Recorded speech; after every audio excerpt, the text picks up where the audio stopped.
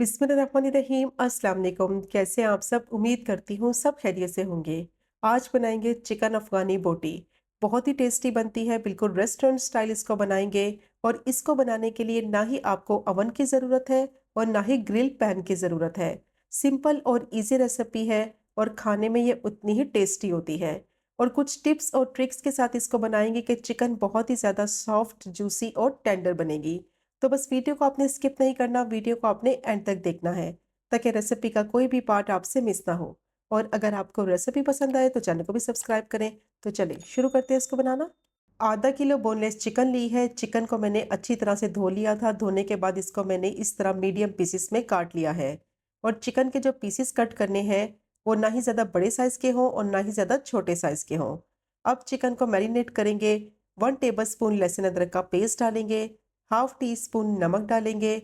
और अब इसमें 1 टेबल स्पून लेमन जूस डालेंगे। 2 टेबल स्पून इसमें कुकिंग ऑयल डालेंगे।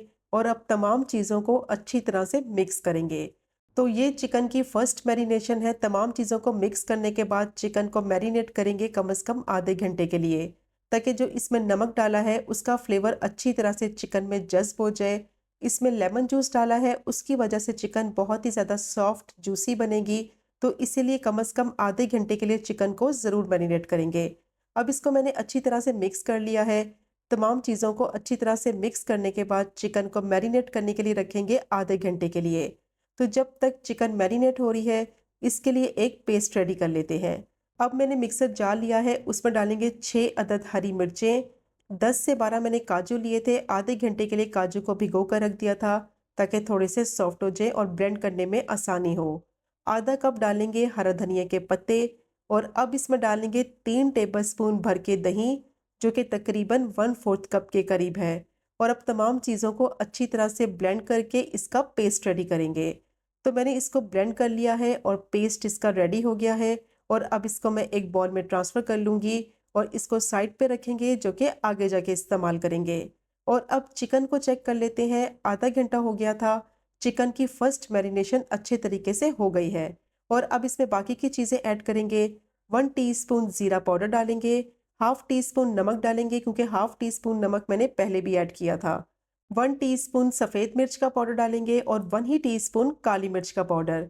1/4 टीस्पून इलायची का पाउडर। 1 टीस्पून कसूरी मेथी डालेंगे, हाथों से क्रश करके डालें, बहुत अच्छी खुशबू आएगी। और अब इसमें ब्लेंड किया हुआ पेस्ट डालेंगे, जो कि पहले से ही रेडी करके रखा हुआ था। और अब इसमें डालेंगे क्रीम। तो टेट्रा पैक मैंने क्रीम ली है 3 टेबल स्पून। अगर आपके पास फ्रेश क्रीम है तो वो भी आप ऐड कर सकते हैं। अब तमाम चीज़ों को अच्छी तरह से मिक्स करेंगे।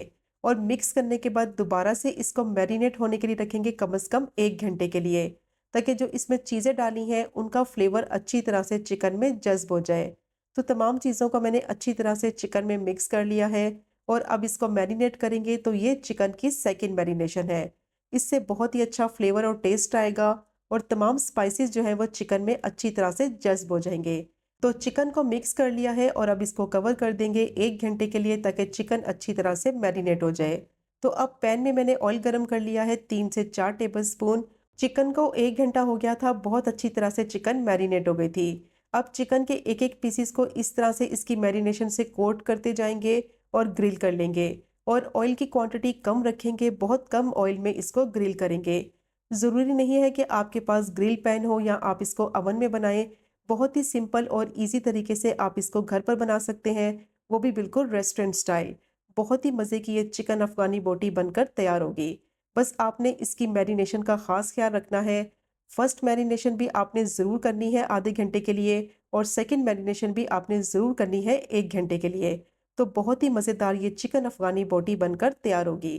तो मैंने सारी चिकन देखें इस तरीके से पैन में ग्रिल होने के लिए डाल दी है। मेरे पैन का साइज़ थोड़ा बड़ा है, इसलिए मैं एक साथ ही इसको ग्रिल कर रही हूँ। अगर आपके पैन का साइज़ छोटा है तो आप इसको 2 बैचेस में कर लें। अब इसको ग्रिल होने देंगे कम से कम 4 से 5 मिनट के लिए, ताकि इसकी जो एक साइड है वो अच्छी तरह से कुक हो जाए।